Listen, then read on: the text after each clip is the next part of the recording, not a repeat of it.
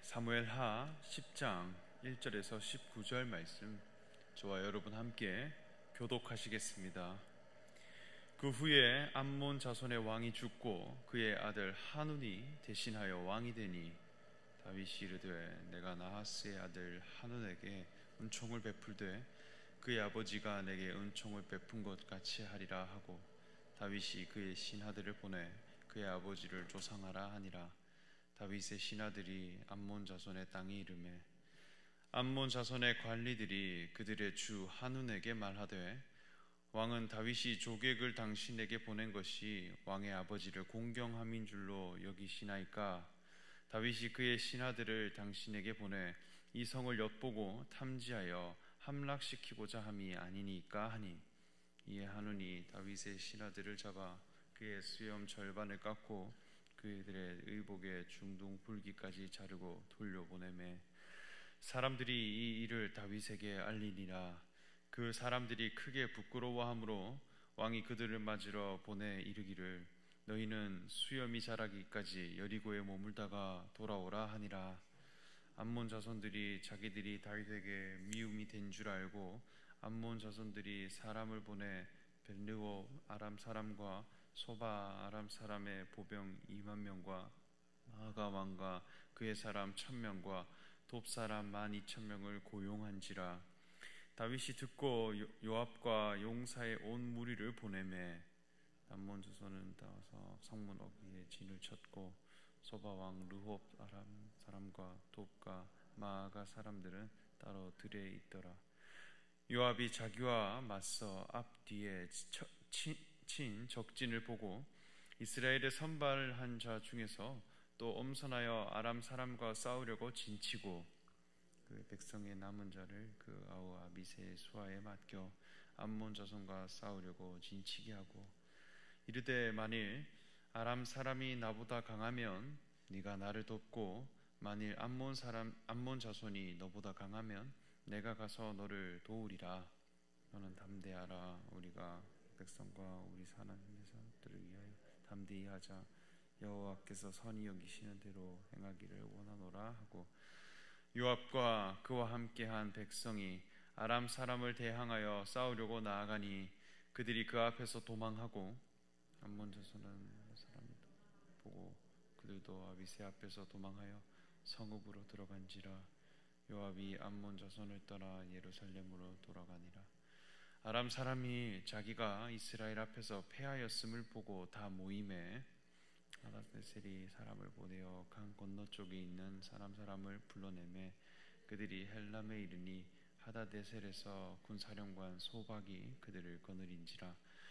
어떤 사람이 다윗에게 알림해 그가 온 이스라엘을 모으고 요단을 건너 헬람에 이르매 아람 사람들이 다윗을 향하여 진을 치고 더불어 싸우더니 아람 사람이 이스라엘 앞에서 도망한지라. 다윗이 아람 병거 700대와 마병 4만 명을 죽이고 또 그 군사령관에 함께 읽겠습니다. 하다데셀에게 속한 왕들이 자기가 이스라엘 앞에서 패함을 보고 이스라엘과 화친하고 섬기니 그러므로 아람 사람들이 두려워하여 다시는 암몬 자손들을 돕지 아니하리라. 아멘. 사랑하는 일산중심교회 성도 여러분, 오늘도 기도의 자리로 나오신 여러분들을 진심으로 축복하고 환영합니다. 오늘 읽은 말씀을 보면 암몬 족속이라 하는 그 이방 족속에 관한 이야기로 말씀이 진행됩니다. 다윗은 이스라엘의 왕으로 세워지게 되었고 어디를 가든지 이기는 자가 되었습니다. 그리고 하나님의 의를 가진 자로 이스라엘을 통치해가기 시작합니다. 9장 말씀에는 요나단의 아들 무비보셋에게 왕의 식탁에서 떡을 먹게 하는 은총을 베풀었고 뒤이어 오늘 10장 말씀에도 암몬 족속의 왕에게 그 은총을 베풀기 위해 사절단을 보내는 말씀으로 내용이 진행됩니다. 암몬 족속이라 함은 하나님이 보시기에 부정하다 여기는 이방 족속 중 하나입니다. 이 족속은 모압이라는 족속과 항상 붙어 있는 그런 족속인데 그 시조를 찾아보면 창세기로 거슬러 올라갑니다. 믿음의 조상 아브라함이 하나님의 부르심을 받아 본토 친척 아비집을 떠나 하나님께서 지시할 땅을 향해 나아가게 되었습니다. 그때 그 아브라함의 여정에 롯이라는 조카가 함께했다 했습니다. 아브라함은 그 믿음과 하나님의 여정을 통해 복을 받는 자로 나아가게 되었고, 그의 소유가 점점 풍요로워지게 되었을 때 조카 롯과는 함께할 수 없는 관계가 되어졌습니다. 그래서 서로가 헤어져 각자의 길을 가게 되었는데, 아브라함은 네가 좌하면 내가 우하고 네가 우하면 내가 좌하겠다 말씀했습니다. 그러나 롯은 자신의 눈에 보기에 좋아 보이는 땅을 향해 나아가는데, 그 땅은 아주 풍요로워 마치 에덴 동산과 같은 곳이라 말씀했습니다. 그래서 자기 눈에 좋아 보이는 장소를 향해 나아갔다 했어요. 하나님께서 아브라함에게 너는 복이 될지라 약속하셨고, 롯은 그 여정을 향해 나아가는 아브라함보다는 풍요로운 땅을 선택해 갑니다. 그러나 그 땅은 소돔과 고모라였고 이후 타락한 도시가 되어 하나님의 불심판을 받게 됩니다.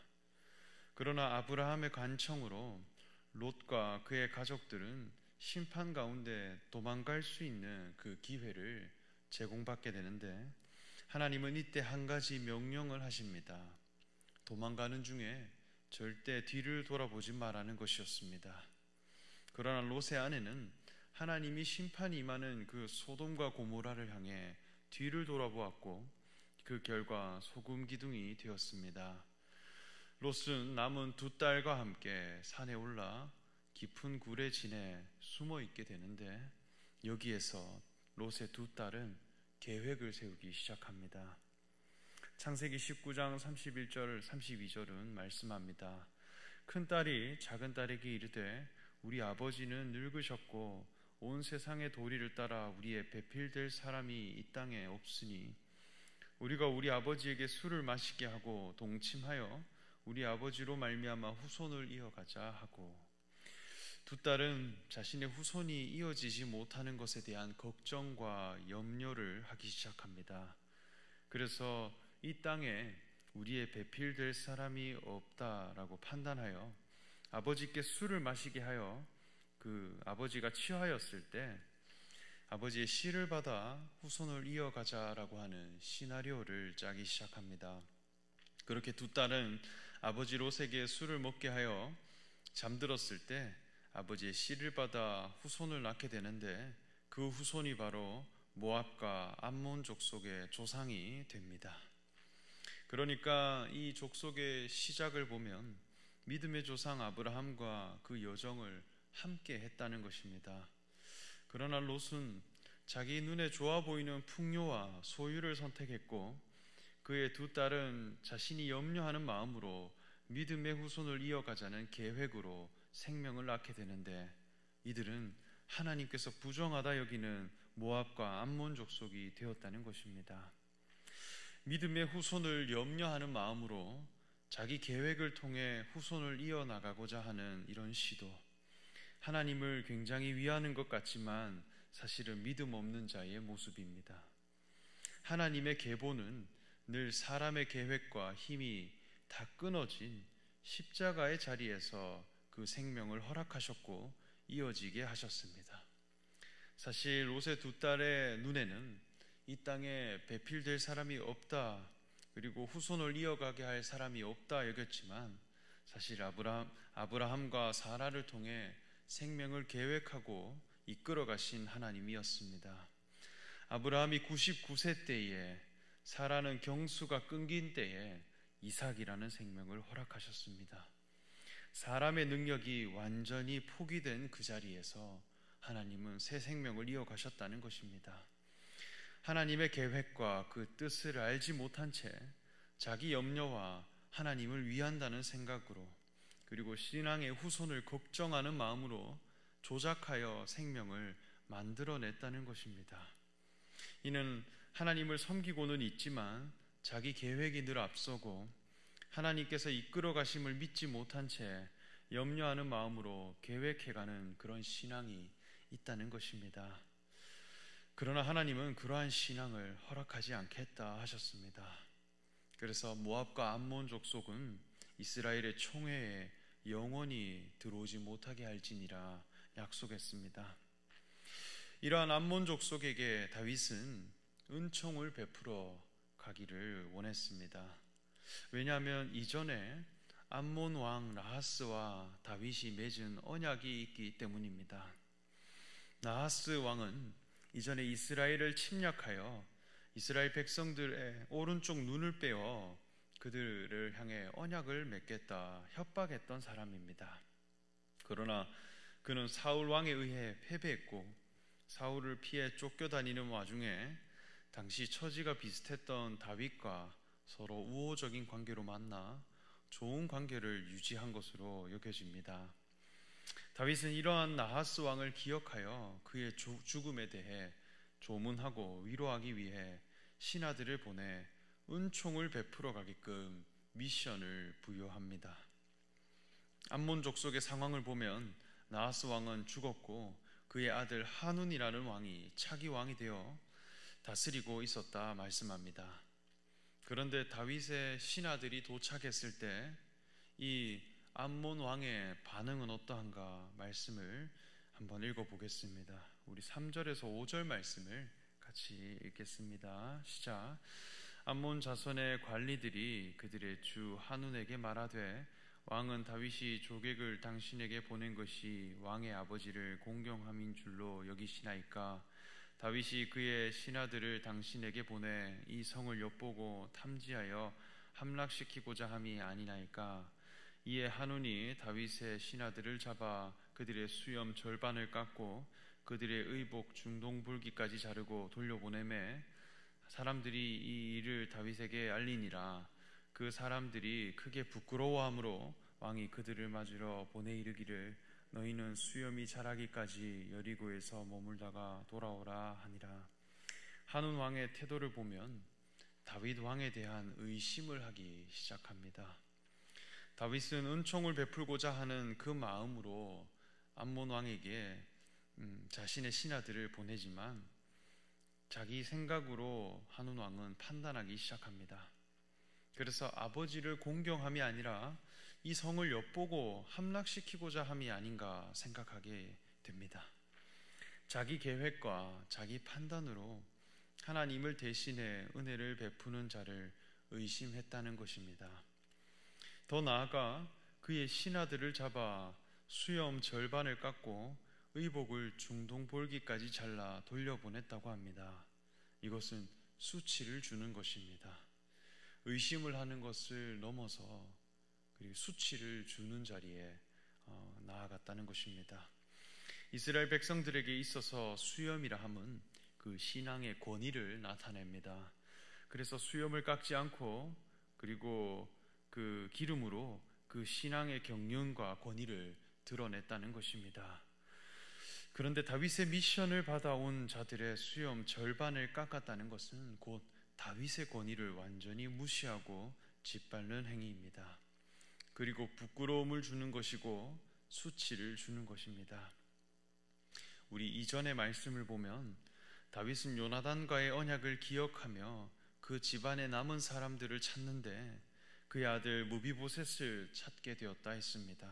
그러나 그는 절름발이로 다윗 앞에 나왔습니다.